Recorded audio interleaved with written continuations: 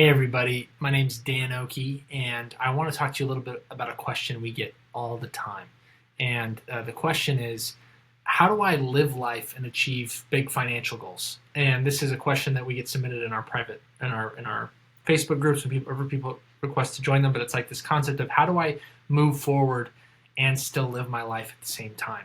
And I just wanted to call a few things out that we've seen after we've worked with over 1,500 households of things that really just some truths that I want you to internalize, and what we've seen, and just some principles you can follow in this.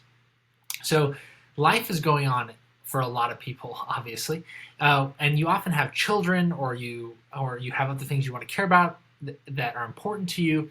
And what this does is this creates kind of a conundrum, because it's hard to sometimes pay off debt or save money or invest when it feels like your kids' extracurriculars or travel or once in a lifetime opportunities keep popping up.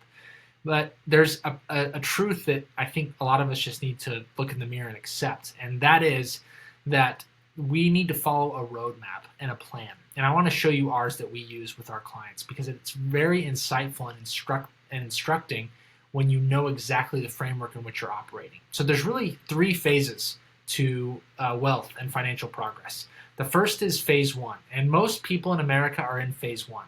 You have completed phase one if you don't have any consumer debt. It's pretty much all debt besides a mortgage and some cases of student loans. And then two is you have a 3 to 6 month emergency fund.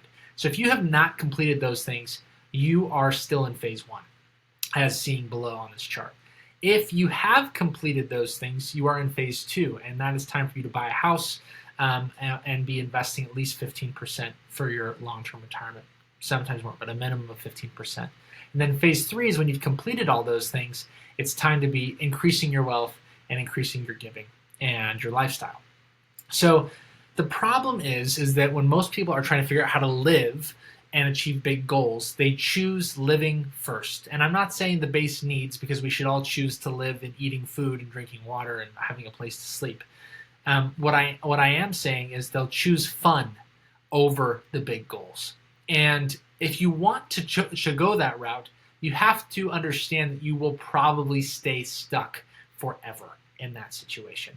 If you want to be able to have both, to be able to have fun and to make progress for the rest of your life, you have to focus on big goals first. Because focusing on big goals it creates a snowballing effect that allows you to have more fun and as you go on. Think about it. Think about all the money you spend on your debt payments right now. Think about what you have to do when unexpected expenses came up. If you didn't have those consumer debt payments, and you had a 3 to 6 month emergency fund, you'd be able to absorb unexpected life things pretty easily.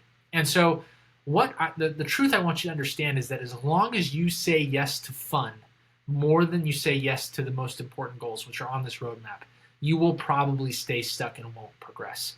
You have to create a plan and activities and a system and behaviors that focus on making sure you can get out of debt, and focus on making sure that you can get an emergency fund before you try to move forward.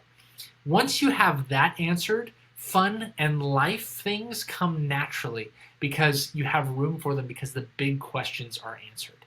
The answer to your question is, how do I live life and achieve big financial goals? You have to create and prioritize first things first.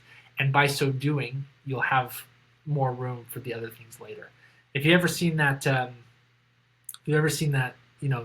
that object lesson where they have the big jar and they have all these rocks and sand, you have to put the big rocks in first, and then the sand fills the cracks. The same is true with your money. You've got to focus on debt and emergency fund first, then the fund fills the cracks. If you ignore that principle, you will find yourself in the same position or worse 3 to 6 to 9 months to 12 months from now. And that's just the truth, and the longer you ignore that reality, the longer you'll stay stuck. Hope that helps.